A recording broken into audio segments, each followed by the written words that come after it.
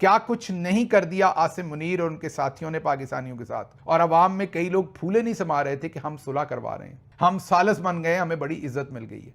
अब देख लीजिए किस तरह की इज्जत मिली है कि पाकिस्तानियों को मुत्तहदा अरब अमारात ने निकालना शुरू कर दिया। 48 घंटे के नोटिस पे पाकिस्तानियों को मुल्क बदर किया जा रहा है। उनके बिजनेसेस हैं, उनके घर हैं, फैमिलीज हैं, उन सब चीज़ों को बालाए ताक रखते हुए फौरी तौर पे ना 48 आवर्स में आपको जहाज में बिठाया जा रहा है, अब पाकिस्तान भेजा जा रहा है। पाकिस्तानी अफसरों को, खास तौर पर लेबर के साथ पता नहीं क्या हो रहा है, पाकिस्तानी अफसरों को भी अमारात छोड़ने के अहकामात दिए जा रहे हैं। वो लोग जो 20-20 साल पहले वहां से काम कर रहे थे, उनको फौरन अमारात छोड़ने का हुक्म। ये जो 48 घंटों की बात हो रही है कि 48 घंटों का कहा गया है कि आप पाकिस्तान चले जाएं, फिर ये भी कहा जा रहा है कि पाकिस्तानी जो वीज़ा हैं उनको रिन्यू नहीं किया जा रहा, तो ये दुरुस्त है जी। पाकिस्तानी नए वीज़ाज नहीं दे रहे, स्पेशली टूरिज्म के वीज़ाज नहीं दे रहे, इसमें कोई शक नहीं है, ये दुरुस्त है जी। यूएई नाराज तो है ना पाकिस्तान से, इसके बारे में तो कोई डाउट नहीं है। तो पाकिस्तान की लीडरशिप को यूएई का एक ट्रिप लेना चाहिए और जाके जो अगर उनके साथ कोई ऐसी चीजें हैं उनके दिल में या कोई मुगालते हैं या मिसअंडरस्टैंडिंग्स हैं, उनको दूर करना चाहिए।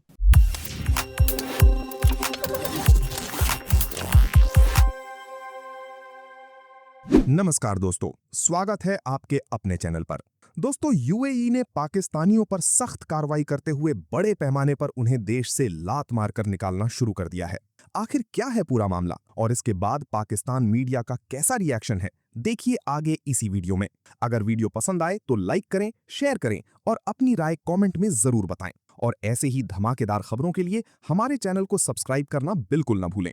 फिर मिलेंगे अगले वीडियो में, तब तक के लिए धन्यवाद। जय हिंद, जय भारत। राना साहब, एक तरफ तो इंटरनल जो डोमेस्टिक इश्यूज हैं वो तो अपनी जगह, लेकिन हम देख रहे हैं कि पाकिस्तानी डायस्पोरा एक बड़ा अरब ममालिक में मौजूद है। अब यूएई के हवाले से बहुत सी खबरें आ रही हैं कि वहाँ से पाकिस्तानियों को निकाला जा रहा है 48 आवर्स के अंदर अंदर। कहा जाता है जी आप मुल्क छोड़ दें। कल बल्कि एक इत्तेहाद एयरवेज में भी काम करने वाले 15 के करीब लोगों के साथ ये ऐसा ही हुआ। अगर ये सूरत हाल आगे चलती है तो रेमिटेंस, पाकिस्तान तो चल ही रेमिटेंस पे रहा है, 7 to 8 बिलियन USD सालाना वहाँ से रेमिटेंस आती हैं, तो इकॉनमी के लिए मजीद मुश्किलात नहीं पैदा हो जाएंगी?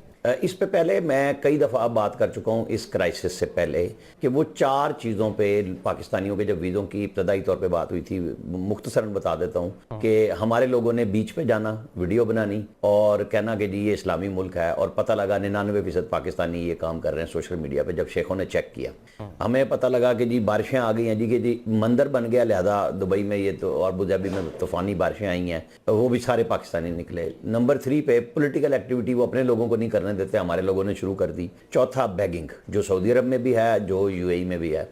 तो पाबंदियों के असरात हमारे लोगों पे आ रहे थे। ये हमारे लोगों को समझना चाहिए कि सियासत करनी है तो अपने मुल्क में करें। अभी ईरान वाला जो पूरा मिडल ईस्ट में एक सिचुएशन बनी है, बिल्कुल मुत्तहदा अरब अमारात अपने हमसाया ममालिक से नाला है, साथ साथ वो पाकिस्तान से भी नाराज़ है। पैसे जैसे मांगे पाकिस्तान ने जो वापस कर दिए सऊदीया से लेके। लेकिन अब जनाब जो रिपोर्ट है उसमें बताया गया है कि बगैर किसी इल्ज़ाम के आपको बुलाया जाता है इमिग्रेशन पुलिस की जानिब से, इमिग्रेशन हुकाम की जानिब से, आपसे इन्वेस्टिगेशन की जाती है, आपको लंबा टाइम अपने पास रखा जाता है, 2-2, 3-3, 4-4 दिन भी।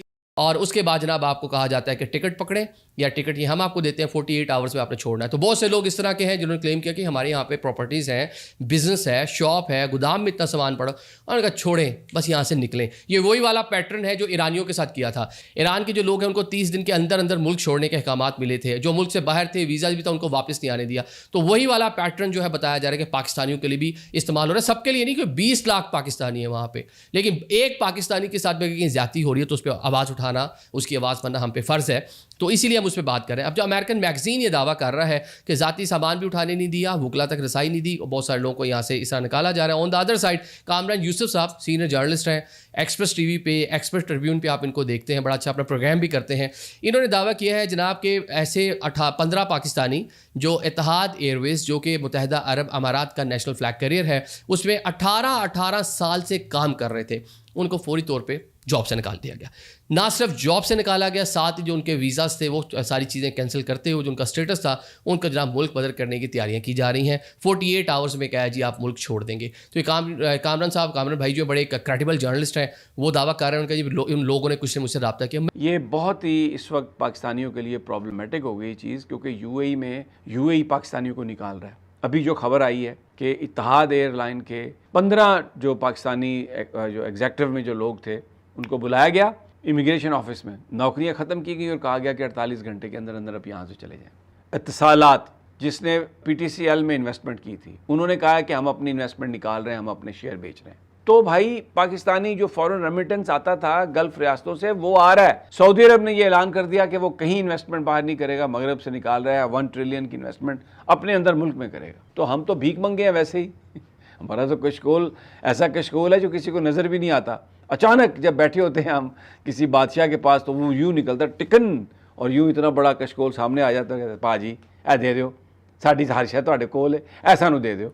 तो वो 2-4 एवं यूँ चुनुंग करके फेंक देते हैं उसमें, और हम बड़े खुश होते हैं पाकिस्तान आइसोलेशन से निकल आया, पाकिस्तान पता नहीं क्या कर रहा है। और ये जो एक दूसरे का पेट चाक करने वाले सियासतदान थे, ये अब एक ही थाली में बैठ के खा रहे हैं। एक दूसरे का पेट चाक कर रहे हैं, नहीं, अवाम का पेट चाक करके एक ही थैली में बैठ के बड़ा बड़ा बड़ा बड़ा बड़ा चल रहा है। मैडम, इंडिया यूएई के बहुत करीब होता जा रहा है बल्कि हमारे लोगों को यूएई से निकाला जा रहा है। वो हमारे दोस्त हैं कामरान यूसुफ, उन्होंने एक खबर दी है कि पाकिस्तानियों को जो है ना वो धड़म से कहा जा रहा है कि उनकी नौकरियां जो हैं वो बंद की जा रही हैं। कैसे देखती हैं ये पाकिस्तान को, ये जो जंग है कहीं मुश्किल में ना पड़ जाए हमारे लिए? क्या हो रहा है? सुना तेल की कीमतें भी अरूज पे चली गई हैं, तो what do you make of that? Sir देखें, सबसे पहले तो जो आपने यूएई की बात की है, तो ये कोई आज की बात नहीं है कि वहां से पाकिस्तानियों को निकाला जा रहा है या पाकिस्तानियों को वहां काम नहीं मिलता। मुझे जहां तक याद पड़ता है, आई थिंक 2009 की या 10 की बात है, मैं दुबई गई थी। वहां पर मेरे कजन जो है वो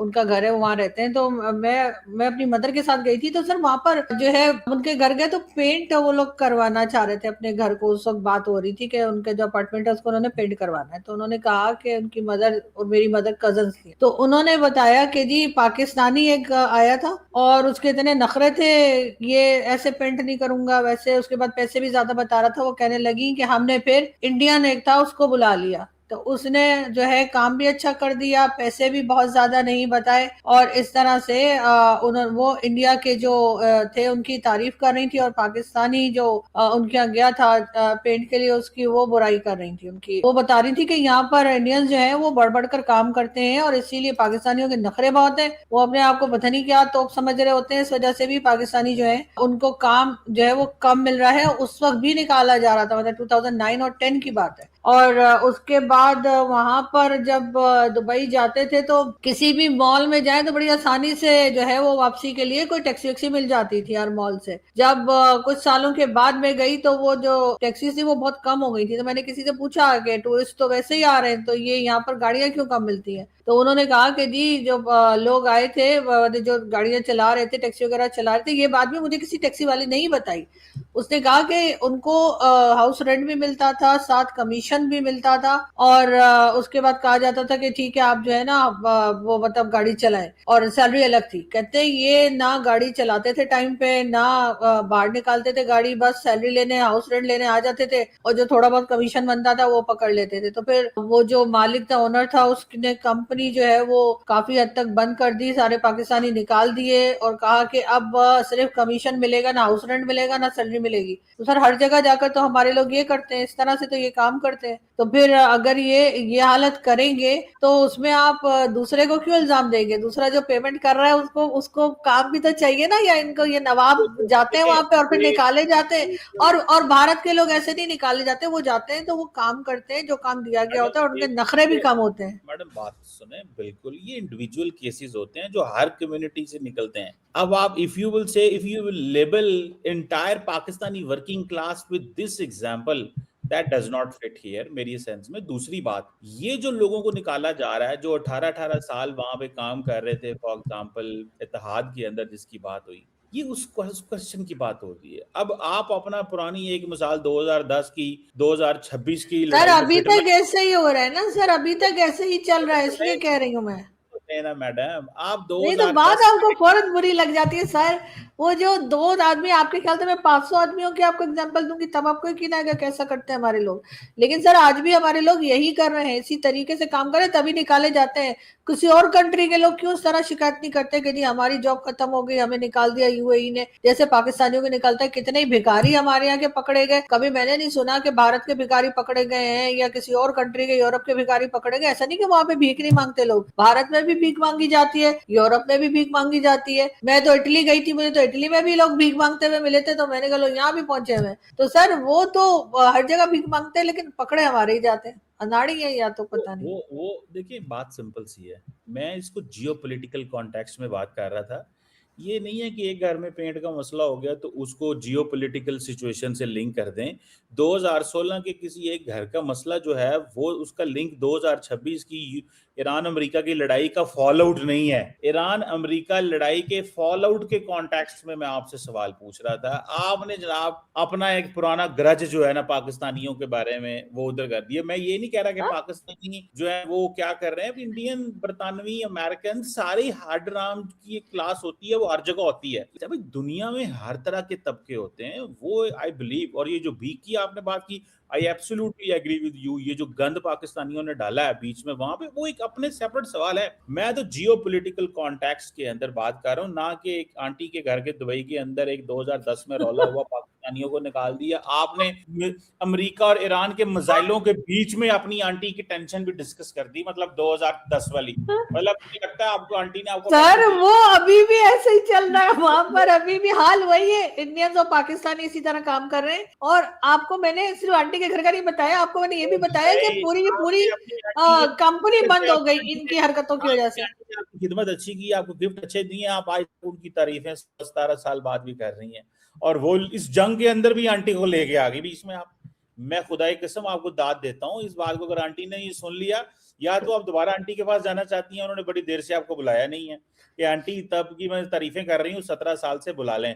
तो या तो ये वजह, या फिर आप, मैं आपसे और यूएई सर अभी की बात भी करूंगा, अभी भी यही हाल है। मैं एक बात बता रही हूँ कि पाकिस्तानियों को इसलिए भी निकाला जाता है। एक बात अब आपको जहन नशीन कर लेनी चाहिए कि मुत्तहिदा अरब अमीरात में अब पाकिस्तानियों के लिए जाना और वहां पर काम करना या कारोबार करना अब आसान नहीं रहेगा, क्योंकि यूएई अपनी गैर एलानिया तौर के ऊपर खामोशी के साथ पाकिस्तानियों से मुतल्लिक बड़े पैमाने पर अब अपनी पॉलिसी को तब्दील करता हुआ नजर आ रहा है और वो नए इत्तेहाद को शक्ल देता हुआ नजर आ रहा है। और वो ये समझता है कि पाकिस्तान ने ईरान और अमेरिका के दरमियान पैगाम रसानी करवाकर उसके मफादात को ठेस पहुंचाई है। ओपेक या ओपेक प्लस से निकलकर वो इसलिए निकला है क्योंकि यहाँ पर रूस है, यहाँ पर सऊदी अरब है, जो कि कहीं ना कहीं ईरान की हिमायत भी करते हैं, या अगर ईरान की हिमायत ना भी करें तो वो यूएई के मफादात का ख्याल नहीं रखते हैं। तो लिहाजा अब यूएई अपने मफादात को देखते हुए जो उसके इत्तेहादी नहीं होंगे उनके लिए यूएई के अंदर अब कोई जगह नहीं रहेगी।